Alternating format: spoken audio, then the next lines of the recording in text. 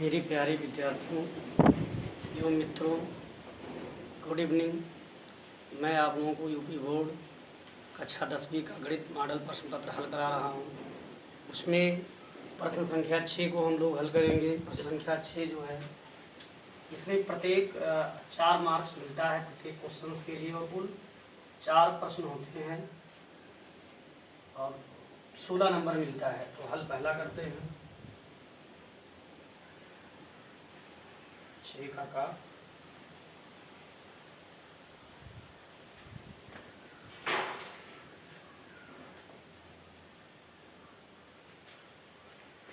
इसमें है, यदि -5 द्विघात समीकरण 2x² प्लस px -15 बराबर 0 का एक मूल है और द्विघात समीकरण px² plus x plus p बराबर 0 समान मूल लगता है, तो k का मान ज्ञात कीजिए। तो सबसे पहले हम लोग इस समीकरण को उतारेंगे। 2x² प्लस px -15 बराबर 0। एक मूल -5 दिया है, माना मूल अल्फा व बीटा है, माना मूल अल्फा व बीटा है। जो द्विघात समीकरण का मानक रूप है वो है ax² plus px plus c बराबर 0। और इसके अगर द्विघात है तो अधिकतम घात 2 है, तो इसके केवल 2 मूल होते हैं। त्रिघात है 3 मूल होते हैं। अब अल्फा व बीटा, तो इसके लिए हम लोगों के पास एक फार्मूला है कि मोनों का योग और मूलों का गुणनफल। तो मोनों का योग alpha plus beta equal to formula है माइनस x का गुणांक बटा x² का गुणांक।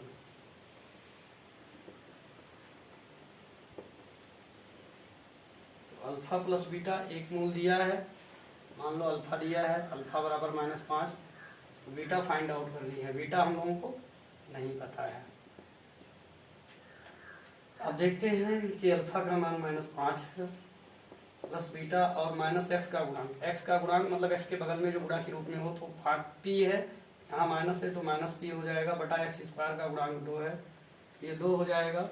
अब 2 इधर भाग है तो इधर गुणा हो जाएगा, तो 2 पंचे 10 हो जाएगा, minus plus 2 beta equal to -p हो जाएगा। इसको हम लोग इक्वेशन फर्स्ट मान लेते हैं। अब क्या होता है इसमें मूलों का ये फल है, एक सूत्र है मूलों का गुणनफल। चाहे अल्फा इंटू बीटा लिखो तब भी गुणा हो गया, चाहे लिख दो मूलों का गुणनफल अचर पद बटा x² का गुणांक।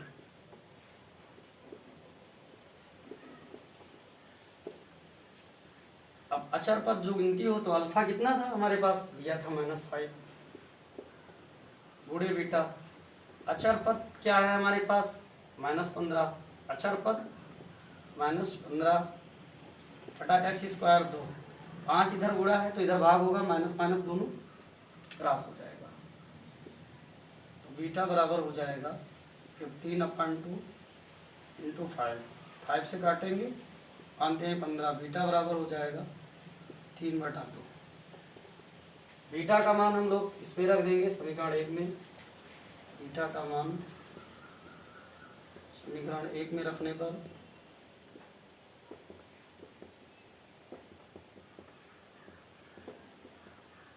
जब समीकरण 1 में रखेंगे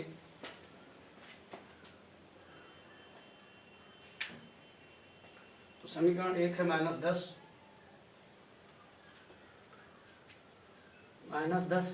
प्लस 2 बीटा प्लस 2 और बीटा की जगह हम लोग रख देंगे 3/2 इक्वल टू -p। क्या होगा, 2 से 2 कट जाएगा, ये आपका -10 प्लस 3। अब 10 में से 3 घटेगा तो क्या बचेगा, माइनस माइनस कट जाएगा, नहीं माइनस नहीं घटेगा। अभी 10 में से 3 घटेगा, -7 बराबर -, अब माइनस माइनस कट जाएगा, p बराबर हमारे पास हो जाएगा 7। अब क्या करेंगे, दूसरा समीकरण इसमें है p, उसके बाद में x² plus x plus k equal to 0। तो हम क्या करेंगे, p का मान उठा के इसमें रख देंगे, तो p का 7 रख देंगे, x² plus x plus k बराबर 0। ये 7x² हो जाएगा प्लस 7x प्लस के बराबर 0। अब क्या है कि इनके मूल समान है, मूल 0 है।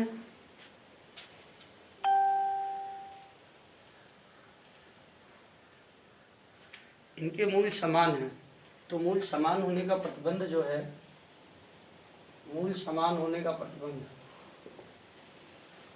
सबसे पहले हम लोग मान निकाल लेते हैं, तुलना करा देंगे।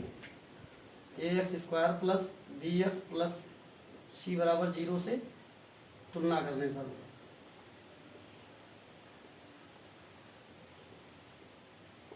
जब हम लोग तुलना करेंगे, a का मान x² के बगल में 7 x² का गुणांक, b का x का गुणांक 7 और c का k, तो मूल बराबर होने का प्रतिबंध जो है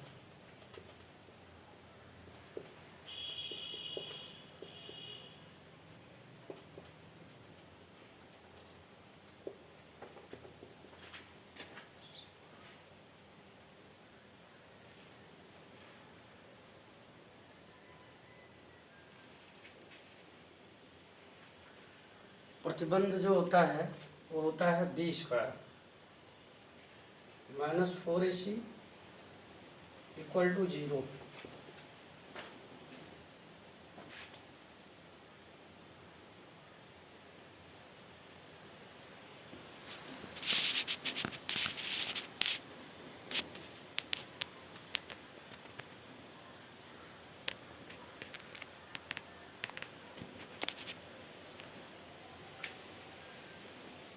इसका स्क्रीनशॉट ले लीजिए बेटा, इधर निकालने वाले हैं, तो इस साइड में सफ़ा नहीं आ रहा है।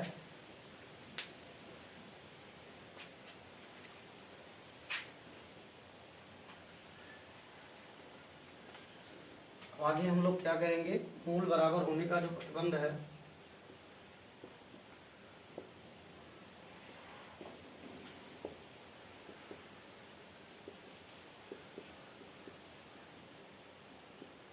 b² माइनस 4ac बराबर 0। b का मान 7 है, 7 का स्क्वायर माइनस 4 गुणे a का मान भी 7 है और c का मान हमारे पास a है बराबर 0। तो ये 7 का 49 हो जाएगा माइनस 28 के इक्वल टू 0। 49 उधर जाएगा, माइनस हो जाएगा, माइनस माइनस दोनों तरफ की हट जाएगी, के बराबर 49/28, 7 से कट जाएगा, 7 से दोनों कटेगा, 7 7 49, 7 चौक 28, तो के की वैल्यू ही 7/4। फिर अगले प्रश्न की तरफ हम लोग चल रहे हैं। अगला प्रश्न जो है हमारा दूसरा, इसका स्क्रीनशॉट ले लीजिए। दूसरा प्रश्न है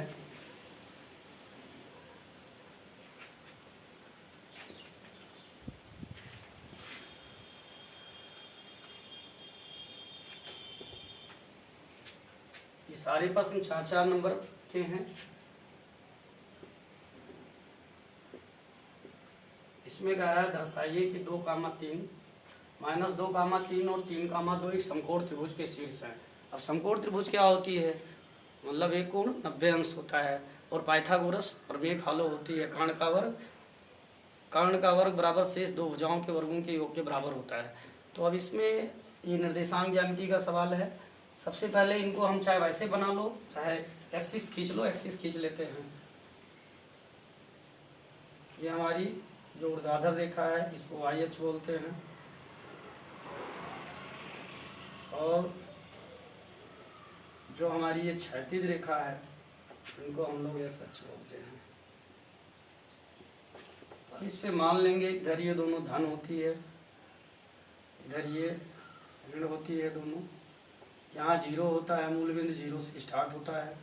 एक मैक्सिमम मान कितना है, 2 3 2 3 है, तो ले लेंगे 1 2 3 तक, 4 ले लो, 1 2 3 4। ऐसे इस पे भी 1 2 3 4, 1 ले लो, 2 3 4।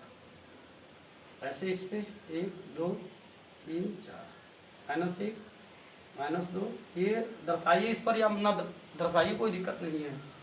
-3 -1 -2 -3 -4। अब पहली पॉइंट क्या है, 2,3 -2,3 और 3, -2 और 3,2 है। सबसे पहले 2,3 दर्शाएंगे, तो 2 एक्स अक्ष पर 2 जाएंगे, y पे 3, 2,3 एक्स के सामने ऐसे और 3 के सामने यहाँ जाएगा 2,3। उसके बाद -2,3, तो x पर माइनस जाएंगे 2 और y पे +3, तो ये यहाँ आ जाएगा। तीसरा है 3,2, मतलब x पर भी 3 और 3,2, x पर 3 जाएंगे और y पर 2, ये वाली पॉइंट।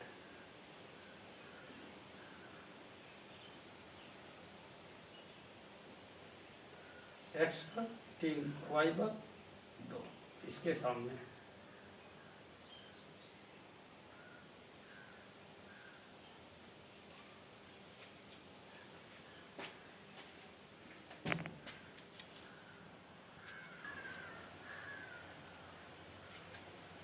बेटा इस सवाल में थोड़ा सा फॉल्ट था, यहाँ हमने पहले क्या लिखा था 3, लेकिन यहाँ 2 होगा, तब ये समकोण त्रिभुज बनेगा। चलो अब हमको सिद्ध करना है कि समकोण त्रिभुज है कि नहीं है। तो सिद्ध करने के लिए सबसे पहले तीनों भुजाओं की लंबाई ज्ञात करेंगे, दूरी सूत्र प्रयोग करेंगे। तो दो बिंदुओं के बीच की दूरी जो होती है त्रिभुज के तीनों शीर्षों को लिख लेंगे। तो ये आपका हमारा ये बन गया और ये हमारी बी बन गई, मतलब ये सी है और ये 2,2 हमारी बी है। अब हम लोग क्या करेंगे, इनकी दूरी ज्ञात करेंगे। दूरी सूत्र डी बराबर होता है x1 - x2, मतलब भुज में से भुज को घटा के वर्ग, कोटि में से कोटि को घटा के वर्ग, y - y2 का होल स्क्वायर। अब हम पहले a और c को निकालेंगे। तो a बराबर है 2,3 तथा c का निर्देशांक -2,3। अब हम निकालेंगे AC इक्वल टू हो जाएगा x1, y1, x2, y2। AC लिखो चाहे D लिखो, दो बिंदुओं के बीच की दूरी A और C। इसमें x1 - x2, तो x1 की जगह पे 2, x2 क्या है, x2 की जगह -2, माइनस हमारा फार्मूले में भी है तो +2 का स्क्वायर प्लस x, फिर y1 3 - 3, फिर स्क्वायर, ये बन जाएगा 2 2 4 का स्क्वायर, उधर 0 हो जाएगा, ये हो जाएगा स्क्वायर हट जाएगा और रूट हट जाएगा, तो ये हमको बच जाएगा 4। इसी बराबर 4 हो गया। इसी प्रकार हम लोग निकालेंगे, इसी प्रकार निकालेंगे इसको AB को। A का निर्देशांक क्या है हमारे पास 2,3 और V का निर्देशांक क्या है, V का निर्देशांक 2,2। अब हम लोग इसको मानेंगे x1, पहले वाले को चाहे जिसको मान लो, चाहे इसको x1 y1, इसको भुज कहते हैं, उसको कोटि, इसको x2 और y2। फिर हम निकालेंगे AB, फार्मूला वही लगेगा ये वाला, x1 - x2 का होल स्क्वायर, x1 की जगह पे 2, फिर माइनस क्या है 2 का स्क्वायर, फिर प्लस y1 - y2, y1 का मान 3 -2 का स्क्वायर, ये 2 में से 2 घटेगा 0 हो जाएगा, और ये +1 का स्क्वायर बचेगा, तो 1 का स्क्वायर करेंगे 1 ही होगा। AB बराबर निकल आया हमारा 1। अब हम लोग निकालेंगे अगली पॉइंट जो है वो BC, जो हमारी कार्ड बन रही है, दिख रही है ऐसे। तो BC में B क्या है 2,2, C क्या है -2,3, इसको हम x1 y1 x2 y2 देखते हैं साफ पता है कि नहीं। आ तो रहा है क्लियर, चलो देखते हैं।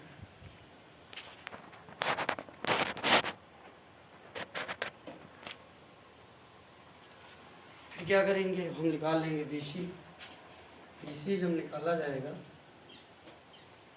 फार्मूला तो यही लगेगा, x1 की जगह पे यहाँ तो और x2 की जगह -2 तो +2 हो जाएगा। वर्ग कर देंगे प्लस 2 माइनस 5 माइनस 5 का स्क्वायर BC इक्वल टू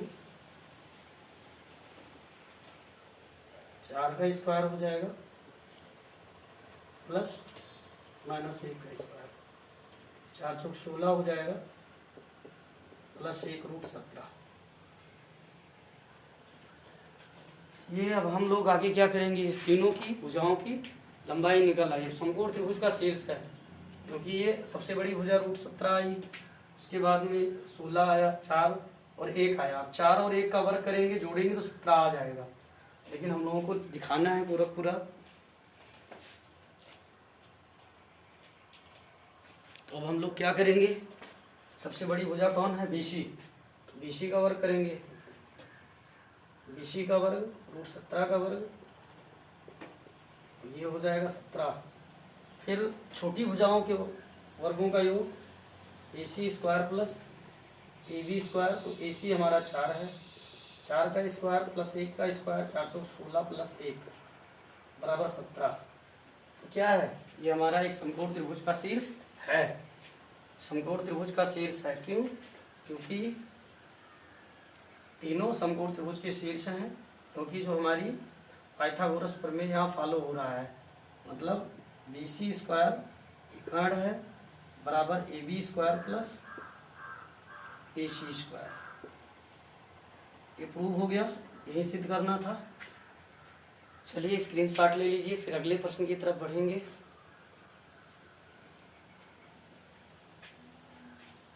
प्रश्न नंबर 3 हल करेंगे हम लोग।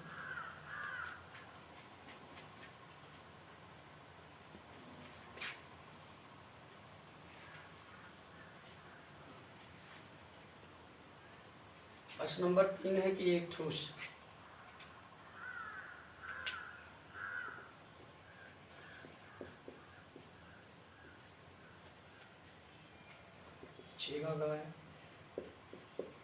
दर्शाइए। फिर है एक ठोस एक अर्धगोले पर खड़े एक शंकु के आकार का है।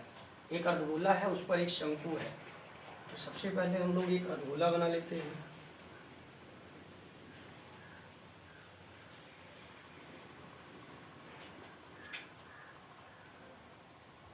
ये एक अर्धगोला बन गया। अब अर्धगोले पर खड़े एक शंकु के आकार का है। एक शंकु है ऐसे, इनकी दोनों की त्रिज्याएं समान हो जाएंगी। उसके बाद में जिनकी त्रिज्याएं 1 सेमी है, मतलब ये 1 सेमी है यहाँ से यहाँ तक। अब दोनों की त्रिज्या, शंकु की और अर्धगोले की, दोनों की त्रिज्या कितनी है, 1 सेमी है। ये हमारा अर्धगोला है।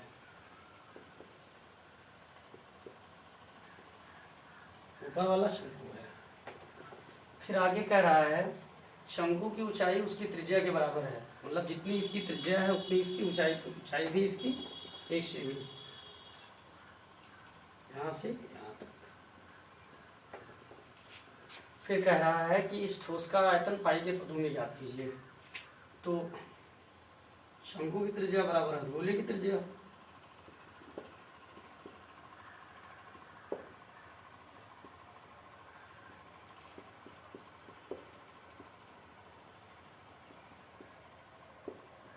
दोनों का बराबर है, देख रहे हैं आप, R बराबर 1 सेमी। शंकु की ऊंचाई क्या है, इससे दर्शाते हैं 1 सेमी। आपका ठोस का आयतन, तो ठोस का आयतन याद करेंगे जब, तो इसमें हमें 3 प्रकार की आकृतियां मिलती हैं, 2 प्रकार की। एक तो अर्धगोला है, अर्धगोले का आयतन प्लस शंकु का आयतन। अर्धगोले के आयतन का फार्मूला 2/3 पाई आर क्यूब और शंकु का 1/3 पाई आर स्क्वायर है, छोटा है। अब देखते हैं कि पाई आर स्क्वायर यहाँ भी है, यहाँ भी है, 2 बार कॉमन मिल जाएगा, 1/3 भी मिल जाएगा, 1/3 पाई आर स्क्वायर। अब यहाँ 2 बचेगा और आर प्लस यहाँ केवल एच बचेगा। अब पाई के पदों में ज्ञात करना है, तो पाई का मान रखा नहीं है। आर का मान हमारे पास 1 है, 2 गुणे 1 प्लस एच का मान भी 1 है, ये हो जाएगा 1/3। आई 1 का चाहे जितनी बार करो 1, ये 2 1 कम 2, प्लस 1, तो 2 1 3 हो जाएगा। फिर 1/3 पाई गुणे 3, 3 से 3 कट जाएगा, क्रॉस आउट, इनको बचेगा पाई सेमी स्क्वायर। ये हमारा आंसर होगा, इस ठोस का आयतन होगा, इसका आयतन। इस प्रकार का सवाल यूपी बोर्ड की एग्जाम में हर साल एक सवाल पूछा जाता है। और एनसीईआरटी लागू हुई है तब से तो जो भी पूछा जाएगा इसी तरह, या तो बेलन और अर्धगोले का संयोजन होगा, या तो शंकु और बेलन का संयोजन होगा, मतलब 2 प्रकार की आकृतियों से संबंधित प्रश्न ही पूछा जाएगा।